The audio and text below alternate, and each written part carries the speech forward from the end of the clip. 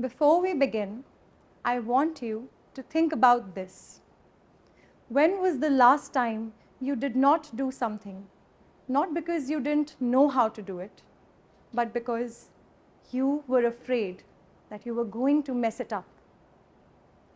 Many people would call this a fear of failure. But I think that it is not failure that we are afraid of. I think that we are scared of letting people see us try, of fumbling, of doing the best that we can, but still making mistakes. But can I tell you a secret? The best things that happened in my life happened when I stopped running, when I stepped into failure instead of away from it. The things that I did when my palms were sweaty, my voice trembling, and my heart beating outside of my chest, they were the ones that dragged me out of who I was and into who I could become. When I was a first-year vet student, I can't help but remembering one of the puppies that I had rescued. She was just a few weeks old, her eyes barely open. Suddenly, one night, I found her hardly moving, looking very sick. Unfortunately, we were in the middle of a small town with no access to an emergency vet. Now, I had given injections before, but that was to cows and buffaloes, never to someone who was so tiny, so fragile. I felt unprepared. I wasn't ready for this. But taking one look at her, I knew that no one was coming to save us. And so I picked her up. She was barely the size of the palm of my hand. And I silently promised her this: I will do whatever it takes to save you, even if I don't know what that is just yet. After that, I was resolute. I called one of my mentors, noted down his instructions carefully. I watched many, many YouTube videos, and finally, with my hands trembling, I picked up a syringe. And I did it awkwardly, but I gave her the fluids that she needed. I was so terrified of losing her. That night, I fell asleep in my chair, holding her as close as possible.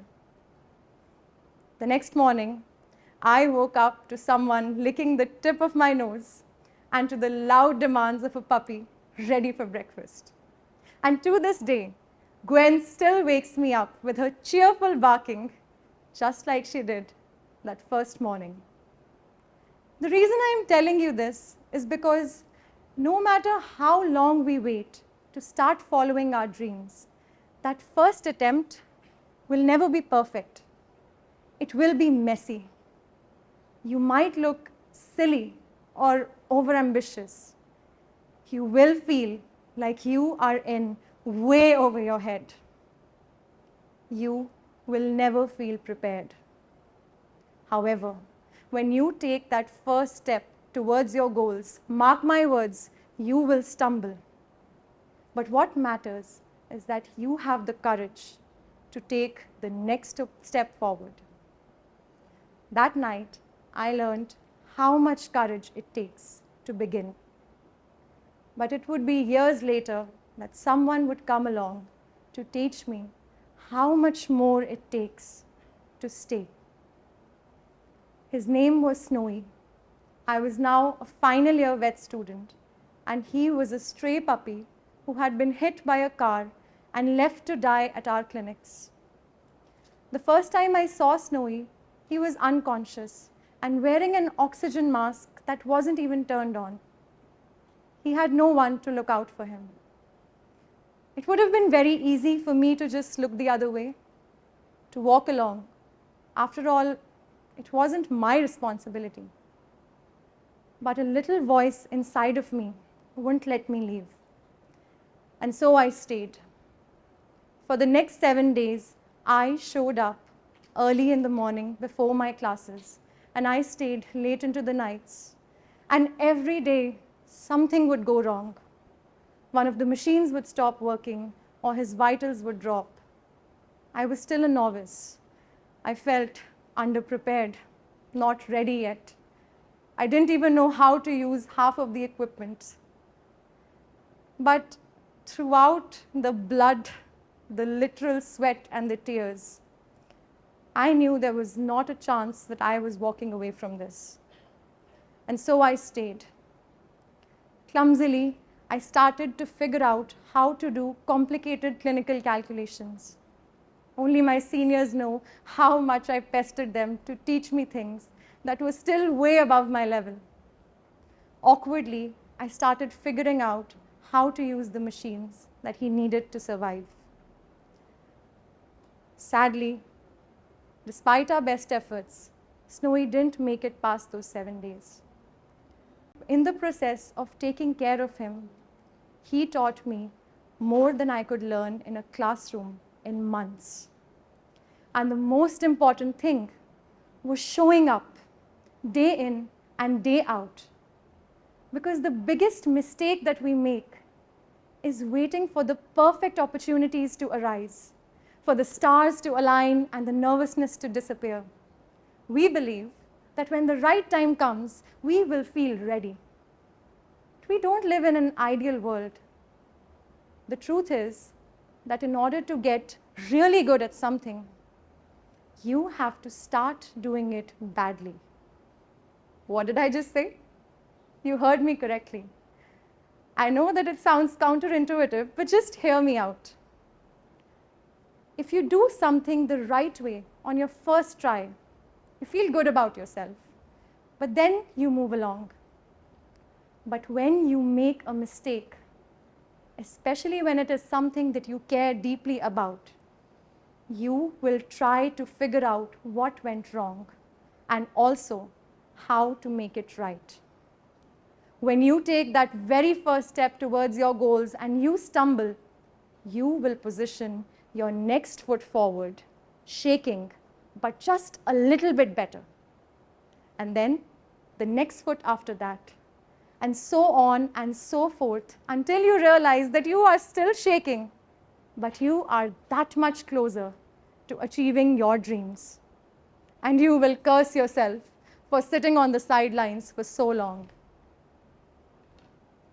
In life, we often wait for the perfect moments.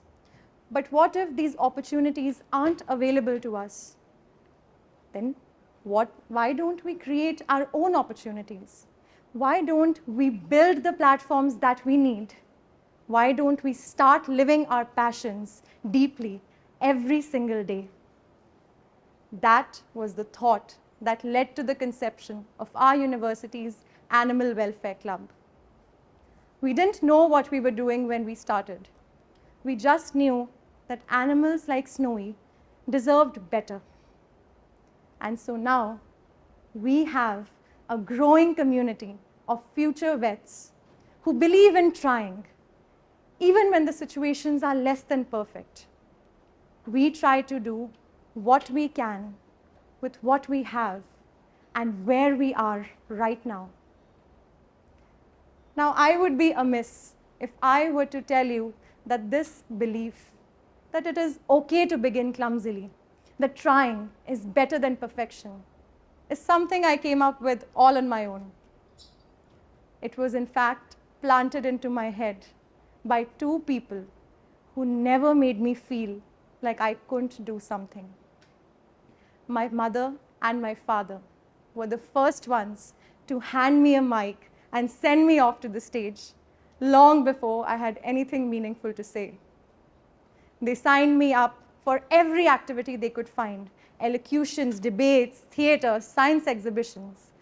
And they bought me every single book that I pointed at, even when I was too young to pronounce their names.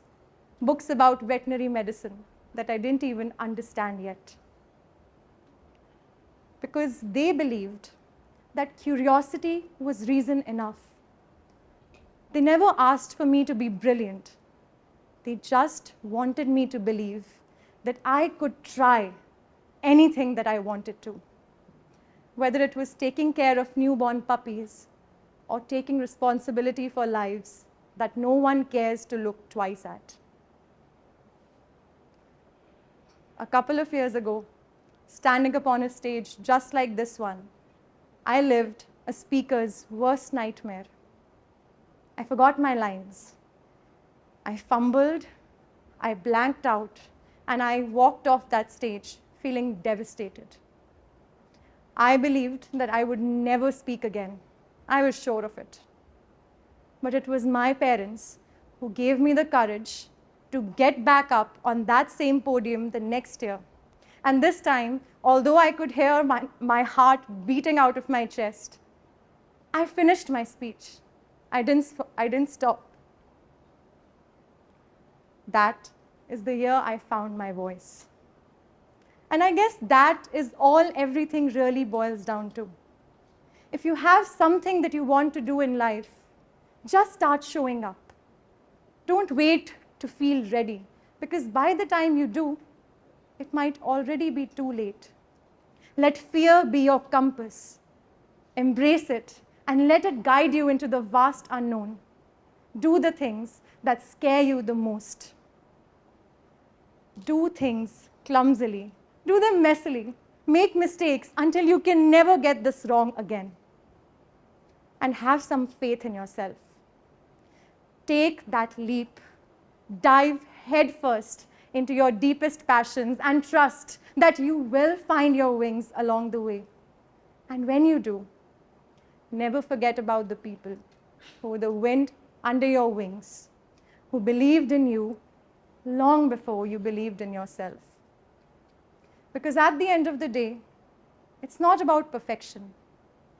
It's about having the courage to begin, the heart to stay, and the grit to get back up, battered and bruised, but still ready for more. And when in doubt, do it scared, do it clumsy, do it anyway. Thank you.